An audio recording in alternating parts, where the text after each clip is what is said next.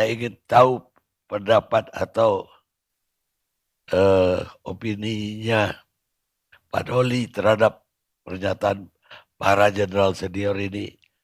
Ini kalau menurut saya tidak abal-abal karena nama-nama yang terpampang itu nama-nama nggak sembarang loh, nama-nama top, apalagi dipimpin oleh mantan Wapres Tri Sutrisno. Silakan. Baik, Bang Karni, makasih. Bismillahirrahmanirrahim. Assalamualaikum warahmatullahi wabarakatuh. Salam sejahtera buat kita semua. Kami melihat sebenarnya apa yang dilakukan oleh bapak-bapak orang-orang tua kita Purnawirawan TNI ya. Kita tentu memberikan apresiasi, penghormatan ya. Karena saya yakin mereka berkumpul, berdiskusi, kemudian mengeluarkan 8 poin pernyataan itu sesungguhnya niatnya pasti niat yang baik. Niat yang baik untuk membantu mensukseskan pemerintahan Pak Prabowo dan juga saya kira kepentingannya adalah kepentingan bangsa dan negara. Apalagi kalau tadi betul Bang Kani bilang kalau kita lihat latar belakang mereka itu adalah tokoh-tokoh yang memang selama ini punya pengalaman yang saya yakin juga sudah punya kontribusi yang tidak sedikit buat bangsa dan negara ini. Gitu. Jadi itu dulu. Nah yang kedua tentu kita harus bedah itu 8 poin itu. Ya. Walaupun secara umum itu saya katakan tadi baik, ada yang memang bisa dikerjakan atau kalau dititipkan sama Pak Prabowo, ada yang menjadi kewenangan Pak Prabowo, ada yang bukan kewenangan Pak Prabowo. Nah kalau secara spesifik poin 8 itu ya, saya kira itu memang susah sekali untuk dikerjakan apalagi Pak Prabowo. Karena kalau bicara tentang pergantian presiden atau wakil presiden, kita sudah punya pakem ya, punya aturan, diatur bahkan bukan hanya sekedar undang-undang tapi juga dalam Undang-Undang Dasar Negara Republik Indonesia 1945. Tepatnya pasal 7. Itu detail rigid sekali diatur di situ. Jadi kalau memang boleh kita mengganti presiden atau wakil presiden, tapi ada syaratnya, ada caranya. Syaratnya itu adalah disebutkan di situ apabila presiden atau wakil presiden melakukan pelanggaran hukum berupa misalnya pengkhianatan terhadap negara, korupsi, penyuapan, tindak pidana berat, kemudian perbuatan tercela, atau sudah dianggap tidak lagi memenuhi syarat sebagai presiden atau wakil presiden. Nah yang kedua, caranya juga panjang kali ceritanya itu. Harus ada pengaduan misalnya harus ke DPR, DPR rapat dulu, harus memenuhi quorum 2/3, setelah disetujui di DPR harus kemudian dibuktikan di Mahkamah Konstitusi, balik lagi ke DPR, DPR baru bahas lagi di MPR. Kemudian proses terjadilah pergantian gitu. Nah jadi menurut saya pertama bahwa proses pemilihan presiden itu juga diatur dalam Undang-Undang Dasar kita itu bahwa ini satu paket. Dan pemilu 2024 kemarin itu kita sudah terpilih ya.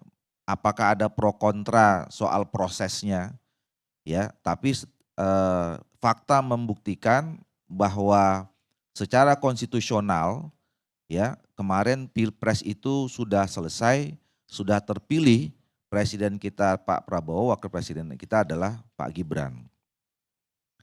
Nah, tentu kalau kita kaitkan misalnya persoalan katakanlah sekarang ini mungkin salah satu juga mungkin ya kita menduga saja adanya usulan pergantian wakil presiden itu dikaitkan dengan proses yang kemarin ada yang pro kontra tadi. Saya kira sudah tidak relevan lagi karena juga selain konstitusional sudah punya legitimasi politik karena masyarakat secara faktual memilih pasangan ini menang lebih hampir 60%. Gitu. Nah oleh karena itu menurut saya Untuk yang poin 8 ini, energinya kalaupun kita mau terus perbincangkan apalagi mau dikerjakan, energi politiknya akan sangat besar. Ya, kita harus cari dulu nih, apakah saudara Gibran itu memenuhi syarat seperti yang diatur oleh Undang-Undang Dasar kita, dan kemudian kalaupun misalnya itu prosesnya akan panjang. Nah sementara situasi negara kita saat ini, energi kita sebaiknya lebih pada bagaimana menghadapi tantangan dan berbagai masalah yang sekarang kita hadapi, eksternal maupun internal. Ya, eksternal ya biasa situasi global yang memang tidak menentu, ya apalagi soal ekonomi, dan masalah internal kita juga sebenarnya banyak problem juga, tidak sedang baik-baik saja. Ya, masalah program makan bergizi gratis saja yang saya kira menjadi program utama tidak lancar-lancar saja. Nah oleh karena itu lebih baiklah energi kita fokus kepada bagaimana mensukseskan semua program dan mengatasi masalah yang kita hadapi yang tidak mudah menurut saya. Itu kira-kira sementara Bang Karni. Iya, benar. Tapi bagaimana dengan tuntutan yang lain? Ada 7 tuntutan di luar soal Wapres tadi. Ya, saya kira yang juga akan menarik jadi pembicaraan itu adalah poin 2 sama 7 ya masalah. Satu soal IKN ya. Yang Bapak-bapak purnawirawan kita mengatakan ya patut dipertimbangkan, dan saya kira ini memang tepat kalau kemudian ditujukan kepada Pak Prabowo. Karena Pak Prabowo sebagai presiden memang kewenangannya sampai kepada keputusan apakah kita kapan atau perlu segera atau tidak pindah negara kita ya, ibu kota negara kita ke sana. Walaupun undang-undang sudah mengamanatkan bahwa memang kita harus bahkan sekarang kita sudah punya ibu kota secara de jure itu di Nusantara, tetapi secara de facto memang masih di Jakarta. Dan proses pemindahannya itu sangat tergantung dengan keputusan presiden. Jadi artinya pindah atau tidak dan kapan pindahnya itu memang kewenangan Pak Harto, Pak Prabowo.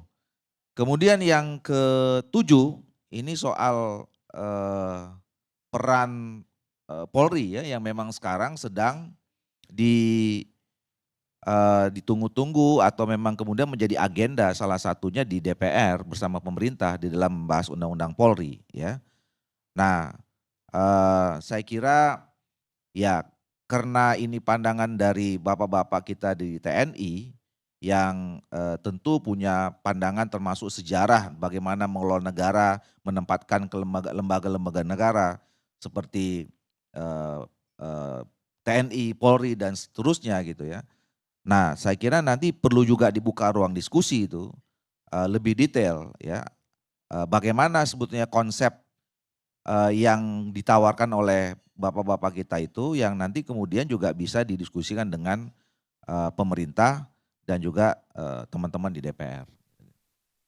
Ya, walaupun tadi dikatakan taruh yang nomor 8 itu sulit, tapi apa yang harus dilakukan oleh pemerintah dengan tuntutan itu? Yang 8 Pak. Ya nomor 8 lah. Ya yang 8 saya kira karena memang itu kalau pemerintah saya kira tidak punya jangkauan untuk merespon itu ya. Karena tadi itu sangat tergantung. Ya sekarang kita apa namanya lihat saja, kita dukung saja. Ya kalau saya kira pemerintah harus terutama Pak Gibran ya sebagai wakil presiden karena ini menjadi sorotan gitu ya. Ya saya kira memang harus semakin alert, semakin hati-hati dan justru harusnya didorong untuk bisa lebih serius sebagai wakil presiden, lebih sungguh-sungguh gitu ya, sehingga memang pada akhirnya tidak akan terkena tadi syarat untuk dijadikan proses pemakzulan itu. Ya, jadi kalau misalnya menggoda ada sedikit. Jadi sekarang nggak sungguh-sungguh. lebih sungguh-sungguh, Oh lebih saya bilang. sungguh-sungguh. Lebih serius. Ya kan? Sekarang nggak serius. Karena ada sorotan. Jadi ya biasanya kan orang akan berbeda intensitas dan fokusnya dari orang yang tidak disorot sekarang menjadi sorotan, kira-kira gitu kan. Jadi nggak boleh lagi ya tidak boleh lagi lengah, tidak boleh terpleset, jadi kalau karena di sana tuh kan ada tidak boleh melakukan perbuatan tercela, tidak boleh korupsi, tidak boleh menyuap gitu kan. Nah itu hati-hati itu karena sekarang sudah menjadi perbincangan publik gitu Pak.